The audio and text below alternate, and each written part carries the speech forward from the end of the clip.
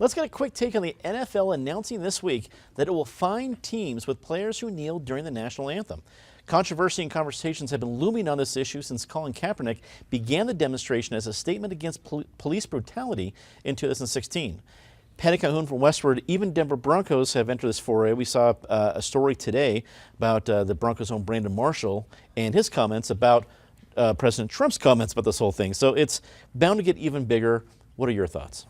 That the NFL would have been really smart to stay out of it right now rather than come out with this blanket policy.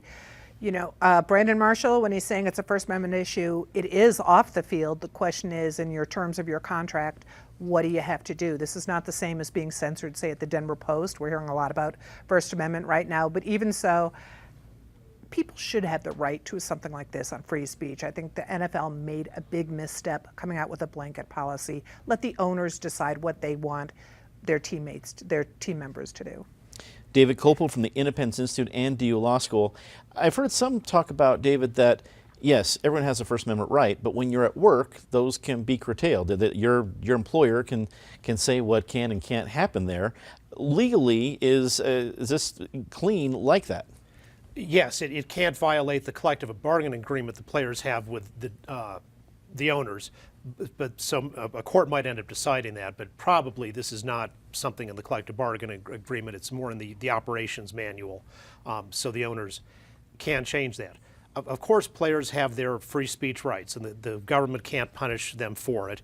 And of course, it was cynical for Trump to reignite this culture war issue last year when the protests were pretty much fizzling out, and he got them going again, which, you know, he has the synergy where he and the anti-American left both benefit from each other and feed off each other. The owners have their rights too, because they're putting on an entertainment product. Their employers are on the stage, in effect, in costume. And when your employees in costume are doing things that are offending and driving away a significant number of your paying customers, the owners in any business are probably going to put a stop to that.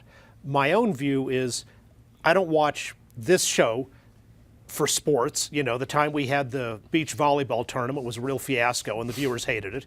And likewise, I don't watch football for the politics. So when you get something like the NFL that is now pro, con, whatever you think, it's completely enmeshed in politics and culture wars, I'll go to other sports because I want to get away from politics when I'm watching sports.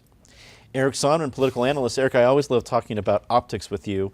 You get them on both sides of this. You have people like, I can't believe this happens, I'm never watching the NFL again. You have other folks saying, hey, this makes it even worse that owners have this kind of, looks like, again, optics, that a plantation mentality of saying, here's how it'll work in my company, especially when you see the racial difference between ownership and the majority of the employees within the NFL. When the announcement came down this week, what did you think?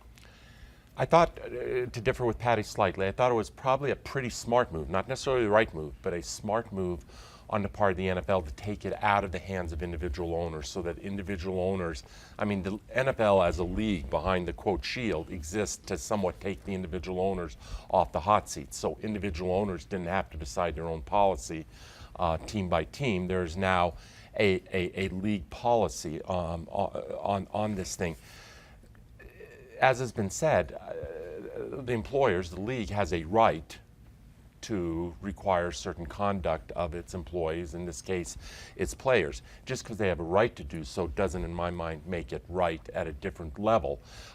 If it is not a free speech issue legally, it still is in the spirit of a free speech issue.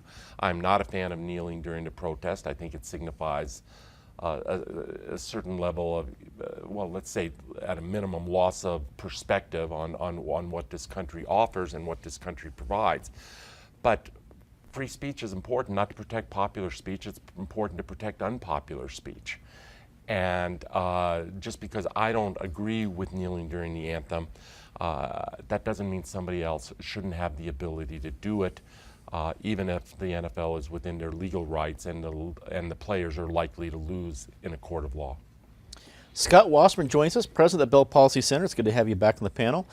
Scott, I saw some owners knowing their audience a little bit better. The owner of the New York Jets already came out and said, hey, I'll pay any fine that my players come up against. And already seen people on Twitter who may not have known one Jet from the other Jet, probably thought the Jets were some part of West Side Story, saying now they're my favorite team. So I know there's politics right throughout this and owners on the complete other side. When you saw the headline, what did you think? Well, I think those owners who have offered to pay on behalf of their players are probably continuing to remember that this is about police brutality in the first place, and I think that fact has gotten completely lost in this conversation. And I think that when we talk about this in the prism of employee-employer relations, what we're forgetting is how creepy and how radical it is that the President of the United States is hanging his hat on this as a victory for his presidency.